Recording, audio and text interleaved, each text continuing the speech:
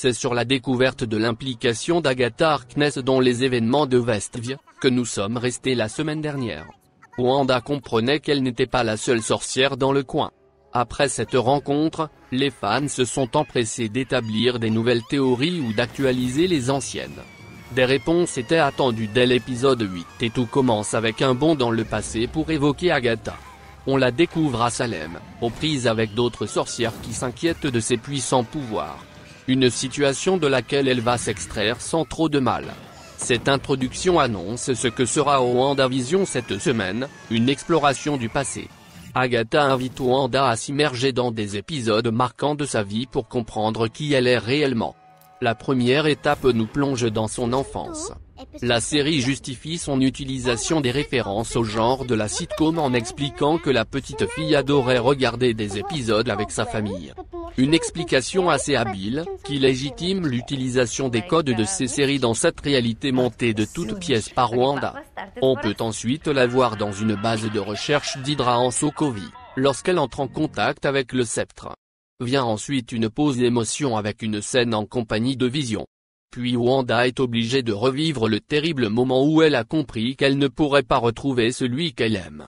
Nous pensions qu'elle avait volé le corps de Vision mais la réalité est différente. Si elle s'est effectivement rendue au QG du Sword, elle est repartie les mains vides et le cœur rempli de rage. Qui est la menace de la série? Tout ça nous mène à la création de Westview d'Infovision. L'épisode s'achève sur une confrontation avec Agatha, qui tient en otage les deux enfants de Wanda. Elle l'appelle la sorcière rouge, un surnom qui n'avait pas encore été employé dans le Marvel Cinematic Universe. Cet épisode se présente quasiment comme une origin story, qui mène Wanda à devenir celle que l'on attendait. Elle a toujours été un personnage secondaire dans l'univers étendu et elle peut enfin obtenir une place de choix. L'épisode 8 n'est pas le plus riche en révélations depuis le lancement de WandaVision mais il compense ça par une utilisation assez juste de l'émotion pour développer l'héroïne.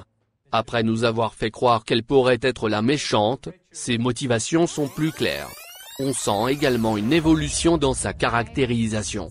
Elle est désormais considérée officiellement comme une sorcière et non comme une mutante, ce qui annule, pour le moment, les possibles connexions avec les X-Men.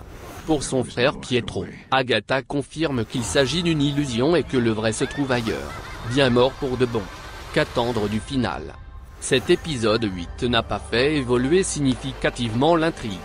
Le rôle d'Agatha reste encore ambigu, sera-t-elle une méchante ou une alliée de Wanda? Quelque chose nous dit que cette scène finale est un leurre. Elle menace les enfants pour essayer de faire réagir leur mère et ainsi la remettre sur le droit chemin. N'oublions pas qu'elle est la mentor de la sorcière rouge dans les comics et que ce rôle pourrait aussi lui convenir ici. Cependant, la tournure prise par les événements nous fait comprendre que Mephisto ne devrait pas se manifester comme le grand méchant. À moins d'une énorme surprise, celui que tout le monde attendait devra ronger son frein s'il compte débarquer dans le Marvel Cinematic Universe.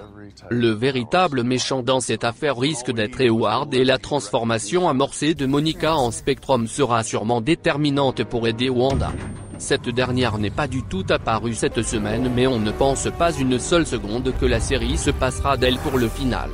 Quant à Vision, la scène post-générique annonce un virage logique au regard des motivations du Sword.